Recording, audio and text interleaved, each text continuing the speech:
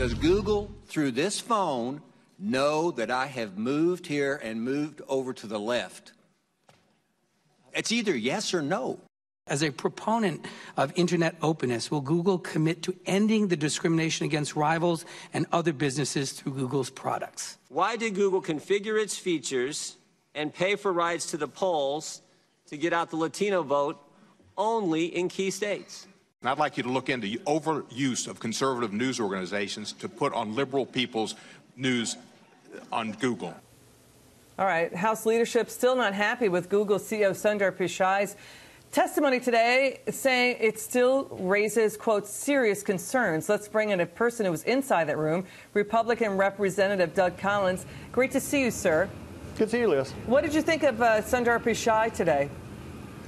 He puts on a good front for his company. He talks the talking points that he has been dealt with. But I think the problem goes back to something that I told to him. Perception is reality. And as you just made a montage of comments right there, the problem is that nobody accepts the fact that there is at least not some sort of bias in an algorithm that puts out different results, that nobody can seem to point to how it got to where it is. And I think that was something that was really pointed out today. But I think the other issue that came out today, in the sense of the perceived bias and the issues of what happens on a search, is some things that also many of us talked about, was that is what actually Google collects, that privacy information on how much that they actually collect. We had an example of one person took what their Google footprint, if it would be, and it was almost 5 gigabytes of stuff that they store. We also found out they keep those forever. So I think this is kind of the things that this really came out today, and it really added to the questions on how do they self-regulate, how do they police under what is known as a Section 230, how they operate. I think these are all questions that now we need to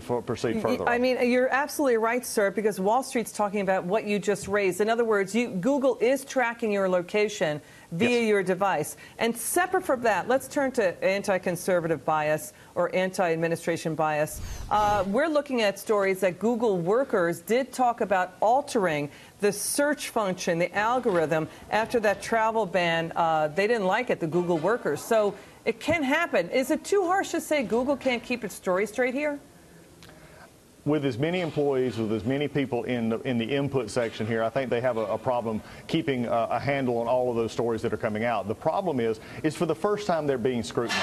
Look, they're America's success story. I'm never going to take away from the fact of what that company has become. The question, though, now is for someone who controls over 90% of the searches ever generated on the Internet, who on the first page of the search, more than 95% never get to the second page of the search. So when you look at the dominance in the market, when you look at that they control the ad software, where they give preferential treatment to those who purchase their ads, and they'll put them first in search.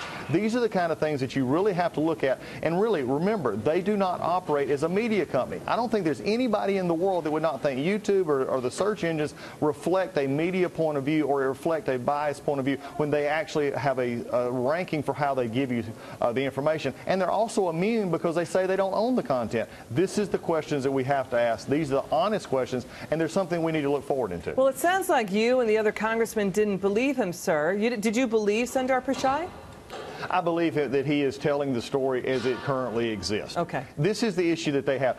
He understands, and I've talked to him in office meetings before, and we've had this discussion. Anytime you have an algorithm, and I don't care how much you put in to say we're going to balance it here or look at an algorithm at a certain point reflects those who make the algorithm. And what they're going to have to reflect is, and this was pointed out by one of my colleagues on the Democratic side today, Zoe Lofgren did a search on the word that was defamatory to the president called idiot, and it came up with his picture. These are the kind of things that you just can't tell me that there's not some inputs in there that weight things heavier than they should be. Let me break quickly. We got to go. But when you search on the word idiot on Google, is the implication that when you do that word, search on that word, and you click on the images function in the top bar, yes, only pictures of Donald Trump comes up first, right?